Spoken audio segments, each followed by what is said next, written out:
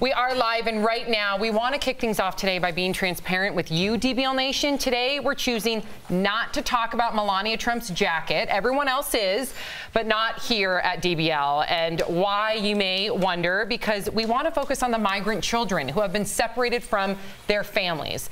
And there is some good news on that front. You're looking at a video of a mother and son from Guatemala who were finally reunited after a month-long separation. Oh my God, that's an emotional video. The U.S. Justice Department released the boy named Darwin after his mother sued. Here's what she said. Oh.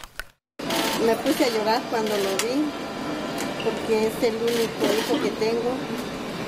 Y le doy gracias a Dios porque no tengo aquí conmigo. Aunque él está triste, pero nadie nos va a separar nuevamente.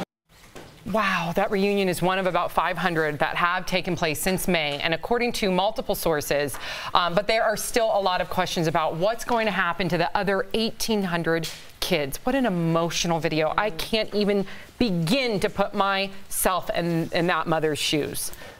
I think it always, and I know that this is a very simplistic way, but I like to break things down to the common denominator.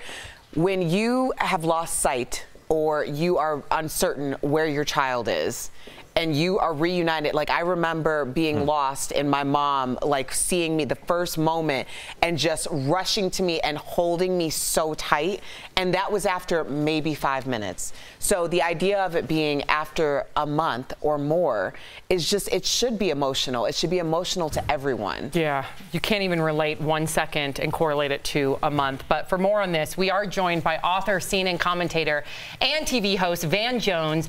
Van, number one, thank you so much for joining us. And last night, we saw you on television. You came up with a solution to this problem. No one seems to have one. So please, can you share with us yours? Well, it's a two-part thing. First of all, it's terrible to incarcerate a child or a baby, period, by him or herself. But it's not that great to incarcerate them with the whole family. The idea of family detention is also awful, and some of these corporations that run these private for-profit facilities are notorious, and the conditions aren't good.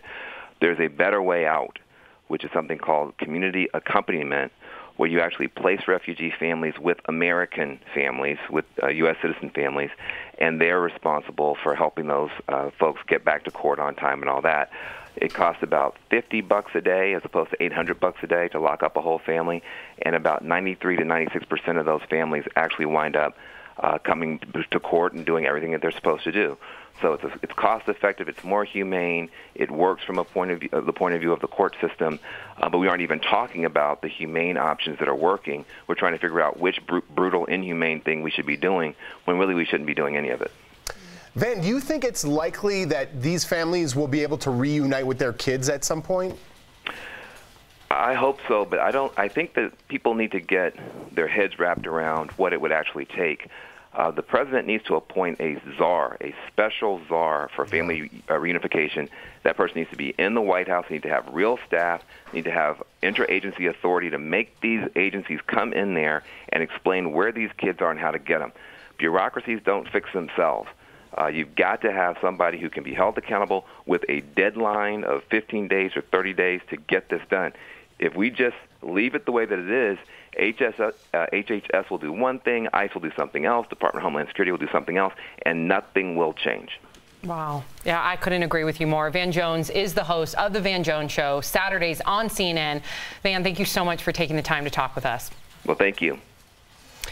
Great. Well, there you go. Solutions.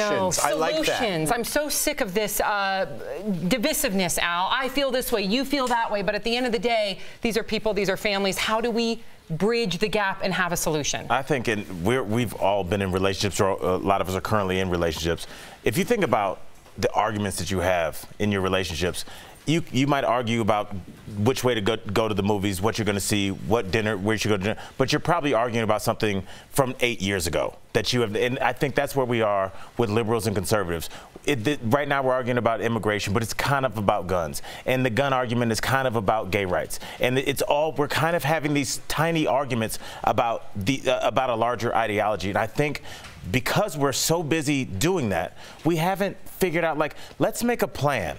Let's figure this out. We'll argue later, but let's get to the movies right now. And I think that's what we need to do. We need to figure out a way to to get past all of our differences and just fix this. Yeah. I should hope everybody, no matter where you fall on the immigration side of the stick, you would want us to have a solution. So let's just work towards that. Yeah. No more name calling. No more name calling.